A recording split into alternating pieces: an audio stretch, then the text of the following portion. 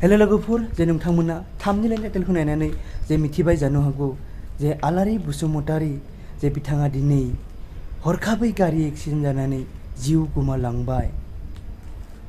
जे मा बुंनोसै जे सोरनि जिउआ मा समाव मा जायो जे रावबो बुंनो हाया। मा खालामनोसै लोगोफोर जे बिथांनि जिउमाया जे स्वर्गआव आलो गोजोनै जे जायगा मोनथोंनानै आं इसोरनि खाथियाव जे आरज गाबबाय।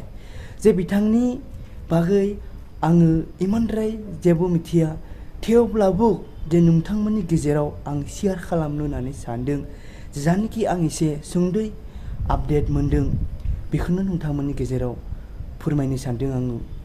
जे बिथांनि जानाखि मेथाइ जे बाथौनि महिमा सं जे बेवहाय हे इसोर नामा जे बे मेथाइआ दा बिनि फट'खौ लगायनानै स्टेटासआव होदो। ओरैबायदि दे मोदोमाव नांदों जे मा बुंनोसै ना। दा जानाखि सावथुन महरगिरि जे बेवहाय बिथांनि बारै जे एसे बेवहाय लिरनानै होदों जे बेखौनो नोंथांमोननि गेजेराव आङो शेयार खालामनो होननानै सानदों। जे आङो फरायनोबो इमान बांद्राय हायाबो जानो हागौ, जे मानो होनोब्ला आङो इमानद्राय जानाखि बर' जे बेखौ आं फरायनो हाया, थेवब्लाबो जे फरायनो थाखाय आङो सेस्था खालामगोन।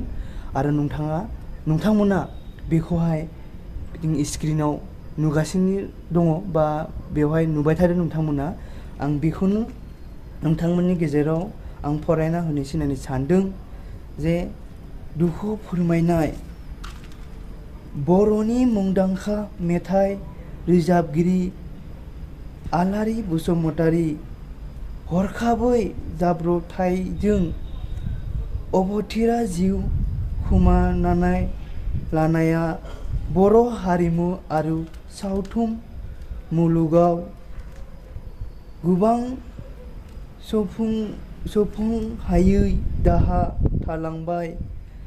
थांनानै थानाय समाव बर' हारिमु आरो सावथुन मुलुगाव गोसो गुदुं जिउ होनानै जेरैबायदि बिहोमा होलांदोंमोन बेखौ बिसाया माब्लाबो बावनो हानाय नङा। बिथाङा आलारि बसुमतारीनि रुंसारि जिउमाया जेरावखि थाया मानो गोसोआव आलो गोजोनै जायगा मोनहैनो हायो एबा स्वर्गआव आलो गोजोनै जायगा मोनहैनो हाथोंनि बिनि थाखाय बिसाय नखरनिफ्राय गसाइनि सेराव आरज खालामहरबाय। फुंजा मुसाहारि आफादगिरि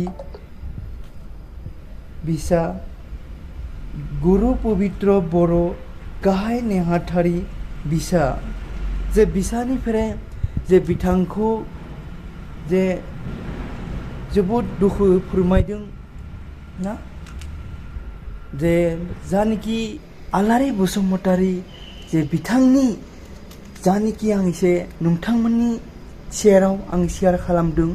दा बियो जे माबाफोर जुदि आंहा गेना गोरोन्थि जादोंब्ला नोंथांमोननिफ्राय आङो बर' रायजो राजानिफ्राय आङो निमाहा बिबाय।